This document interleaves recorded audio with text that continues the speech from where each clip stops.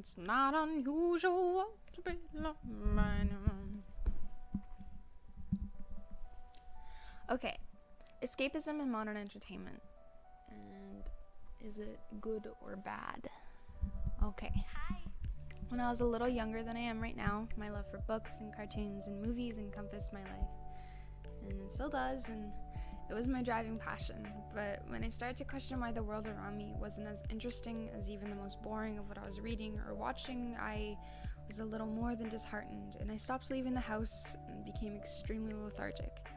Because why bother if I'll never pilot a mech or become Sailor Moon? And this is a childish way of thinking, and my thoughts about it have matured, and it made me think about how today's entertainment can affect our relationship with reality, and how there's a possibility we're looking at it from the wrong angle. I first learned what escapism was when I googled how to cope with how sad it was making me. Escapism is defined as seeking distraction from an unpleasant reality through entertainment in the various meanings of the word, or daydreaming. For our purposes, because a lot of things can be considered entertainment, we're going to focus on cartoons. You might watch them on Netflix, or cable, or Hulu, or Crunchyroll. For section 1, I wanted to talk about escapism on its own. So, firstly, escapism is an entirely natural and therapeutic way of coping with stress, especially for those suffering with mental illness. Too much of anything can be considered bad for you, and that's where I went wrong. I was addicted to living vicariously through the lives of people who didn't even exist.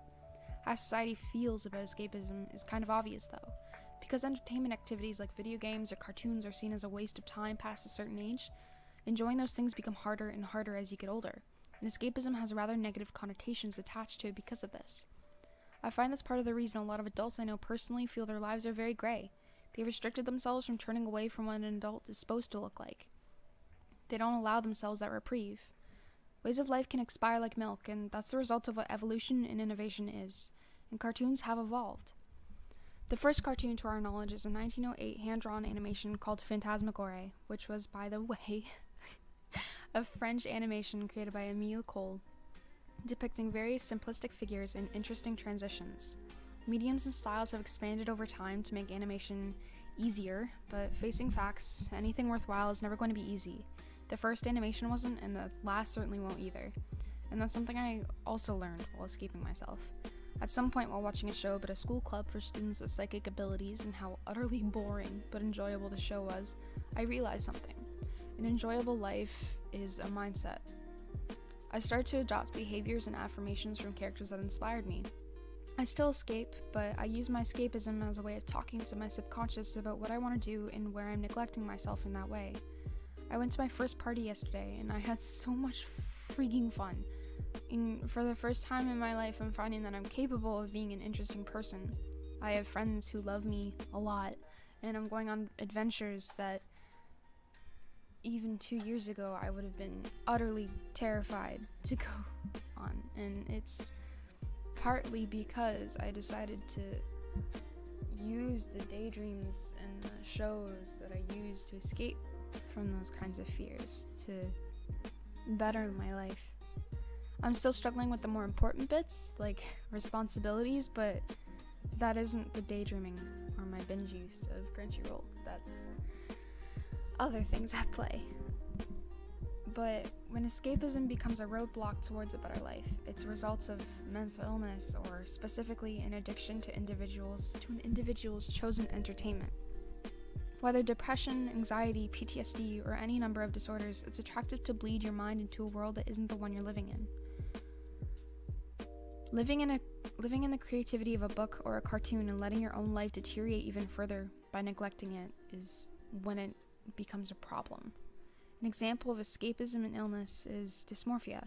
Sometimes to cope with a crippling sense of negativity associated with self, it's easier to create a new version of you in your head. But when you're faced with what is really there, a lot of people can't cope with that, and terrible things can ensue. While in my case I use my escapist tendencies to move closer towards a more open mind, it's a slippery slope, and some things are beyond our control. Mental illness and the ways it makes our lives harder is one of them. To people like that, it's better to not try to find the silver lining of escapism and maybe find help elsewhere.